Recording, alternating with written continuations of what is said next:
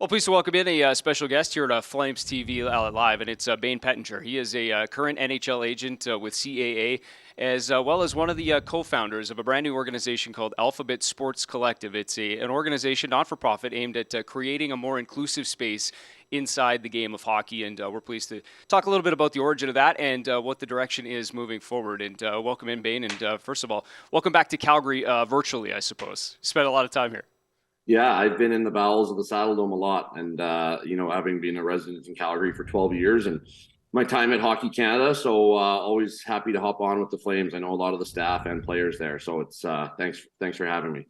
Yeah, it's good to chat with you, and obviously your voice is instrumental in the game of hockey. Obviously, Hockey Canada first, and now with this Alphabet Sports Collective. I want to ask you a little bit about the origins of it, because obviously just launched here recently, which is great news for you guys. Maybe just tell me about the excitement of that first of all, and just how it started along with Brock McGillis.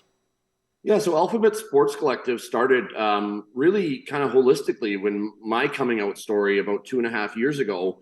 There wasn't really a space within the community, especially within sports, for queer people, and that was more internal focused of getting people feeling good, empowered to be able to then think that they belong in the game, because that was my biggest fear, was that being an executive at Hockey Canada, now an NHLPA agent, that by coming out of the closet I would be somehow pushed out of the game of hockey that I love, and so Alphabet Sports Collective is all about that, of bringing in people of the community, of the queer community, that want to work in hockey, whether it's playing, management, media, agents, coaches, trainers, to show that, the hockey world isn't that big and bad, and that there is a place for everyone within our game, and it doesn't have to be just playing.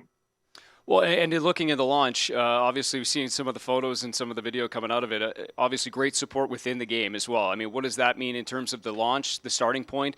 But to see have that voice, both current, former, as well as just other people away from the game that support it. Yeah, we had a great turnout. We had the launch about 2 weeks ago here in Toronto, and we had the likes of Pierre LeBrun, Elliot Friedman, a couple of the Maple Leafs, Ryan O'Reilly, obviously members of the queer community. We had a drag show, so I think a lot of people were out of their comfort zone. But overall, we do have an ambassador program where we're using current and past players, Tyson Barrie, Morgan Riley, those likes, to help spread the word of inclusivity and messaging.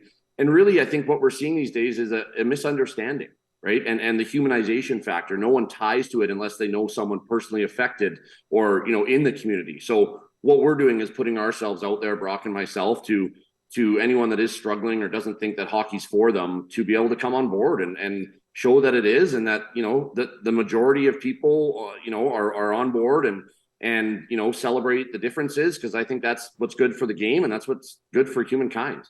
Well, you mentioned it's been about 2.5 years. I mean, your entire life has been inside of hockey, and I know that that's been, personal, professional, all of those things. When you, kind of think about the last 2.5 years, has anything jumped out about you in terms of the conversations, people reaching out, and what that's, meant to you, maybe, and how you've been able to kind of, process some of that?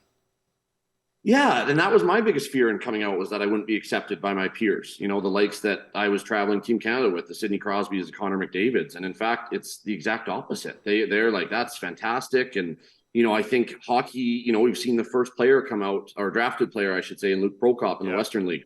He was a former Calgary Hitman there.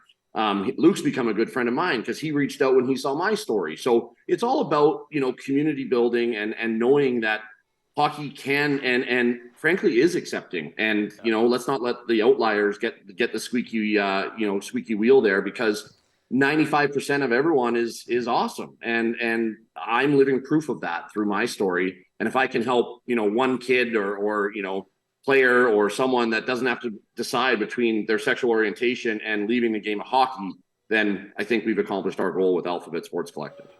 Such a good point in terms of not letting some of the this small minority kind of outweigh the good and the positive, and maybe we'll use that to transition into just what the goal is now moving forward, or what you hope to see, because obviously you're at the kind of ground level of your organization now, and so many opportunities moving forward. What is kind of the hope as you see this progressing forward now?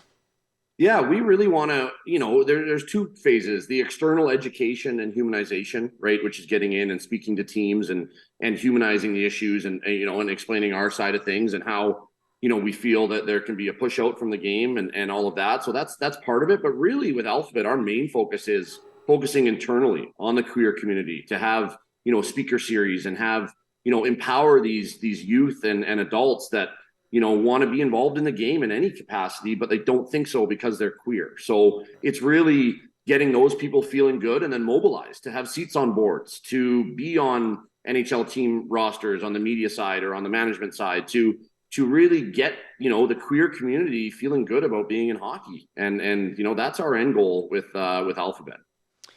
Some great work there. Maybe as we leave you, let's just get some information out there. If it's something that you're interested in, if there's information or a conversation that you're seeking, what do you suggest to people? Maybe just a link to where they can find Alphabet Sports Collective. Yeah, we're at alphabetsportscollective.com, and then our socials are at ABCS Collective, and those are also listed on our website. But we would go there. We're going to have our community program launch. If you want to volunteer, if you want to be an ambassador, we're still growing with the organization, but we're super pumped to have some influential people in the game be on board, both members of the queer community and straight allies, and reach out for more information. And really happy to get this not-for-profit off the ground, because I think hockey desperately needs it right now. Really well said, and congrats to you and Brock on launching this, and all the best moving forward. Appreciate you taking some time for Flames TV today. Thanks so much.